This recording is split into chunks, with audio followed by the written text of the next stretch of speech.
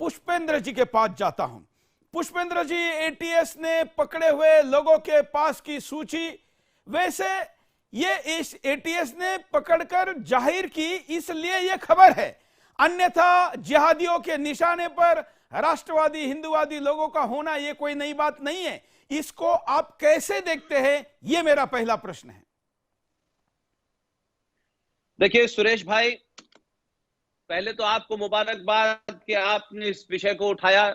ये खबरें अखबारों के माध्यम से आती हैं, बहुत हवा की तरह आई, हवा की तरह चले जाती हैं। और ये जो भारत के मीडिया का, व्यवस्था का जो एटीट्यूड है कि ऐसे जब भी मामले होते हैं तो उनको बड़े नजरअंदाज कर दिया जाता है और कुछ दिन तक शोर मचता है, फिर बात समाप्त हो जाती है। मुझे नहीं लगता कि पिछले कम से कम 10 सालों में अनेक अनेक हिंदुओं की इस्लामिक जिहादियों ने भारत में हत्या की है, अलग अलग की है। मुझे याद है कि हमारे दोस्त जो जयपुर में हैं, उनकी पूरी एक टीम ने एक रिसर्च करी कि पूरे देश के अंदर मई 2014 से लेके दिसंबर 2020 तक इस देश में 632 हिंदुओं की मुसलमानों ने मॉब लिंचिंग की है। कहीं गांव में की है, कहीं छोटे शहर में की है, और पूरा पुलिस का थाना, मारने वाले का नाम, कहां मारा, किस तरह मारा, यह है। लेकिन सवाल यह है कि हमने आज पकड़ा, एटीएस ने खुलासा कर दिया, आप इसको 2-3 दिन तक इसको खबरों में रखेंगे, लोग भूल जाएंगे, इलेक्शन में हार जीत हो जाएगी, चीजें खत्म हो जाएंगी।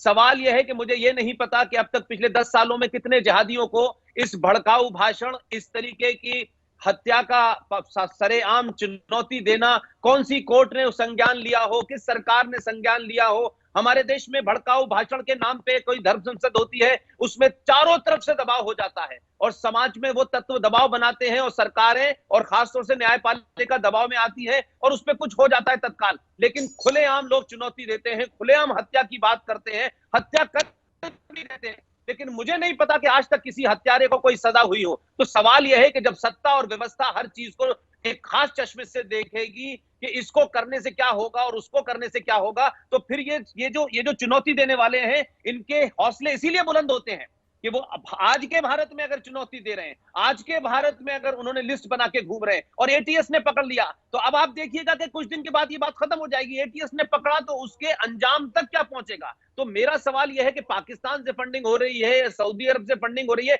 ये भी एक तरीके से सुरेश भाई भटकाने वाली बात है। क्या भारत के अंदर, भारत के मुसलमानों के पास जिहाद का क्या पैसा कम है उनके पास? क्या पैसे की कोई कमी है उनके पास? कौन सी जगह ऐसी हत्याएं नहीं हो रही? कश्मीर में हत्या करने के पास मुसलमानों के पास कहीं से पैसा आ रहा था? बंगाल में हत्या करने के पास कहीं आ रहा था? ये हम लोग अपनी कायरता को छुपाने के लिए तरह तरह के तर्क ढूंढते हैं, जो मैं जस्टिफाई नहीं मानता। हम भारत के मुसलमानों से बार बार कोशिश करते हैं, कभी गले लगाओ, कभी डीएनए ढूंढते हैं, कभी कुछ। तो ये तो हमारा कंफ्यूजन है।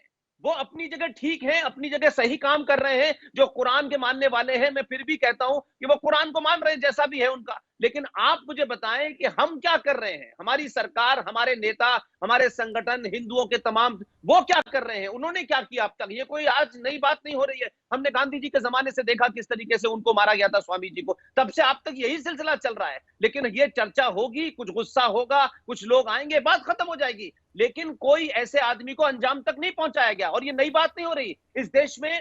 इस देश में सलमान रश्दी को चैलेंज किया गया तो सरकारों ने उसको भारत आने से मना कर दिया। इस देश में अपने पड़ोस में एक महिला तस्लीमा नसरीन आपके यहाँ शरण लेती है, समाजवादी सरकार के अंदर में आती है, कम्युनिस्ट सरकार में आती है, राष्ट्रवादी सरकार में आती है, लेकिन वो आज इस देश के अंदर उसको सर झुकाने के लिए जगह नहीं मिल रही। हम महिलाओं का सम्मान करते हैं, महिलाओं के बारे में बड़े बड़े व्याख्यान देते हैं, लेकिन तस्लीमा नसरीन को आज तक इस देश ने वीजा नहीं दिया है। ये पाखंड है हमारा। हम एक तरफ दिखाने के लिए करते कुछ है और दिखाते कुछ है। तो हम निकाह की जो हीरोइन है उसको तो हम सम्मान भी देते हैं, हम गायकार भी पाकिस्तान को यहाँ की नागरिकता देते हैं। लेकिन तस्लीमा नसरीन ने कुछ गलत नहीं लिखा, पूरी दुनिया ने उसको ठुकराया, लेकिन हमने उस महिला को आज तक नहीं दिया। क्योंकि जिहाद, भारत के मुसलमान जो जिहादी हैं, उनसे सत्ताओं को डर लगता है, उनको वोट खोने का डर लगता है, उनको भरोसा हटने का डर लगता है। तो हम जब ऐसा करेंगे तो सड़क चलते हर आदमी हमको धमकी देगा, सड़कों पे देगा, गलियों में देगा, चैलेंज करेगा, और हम कुछ नहीं करेंगे।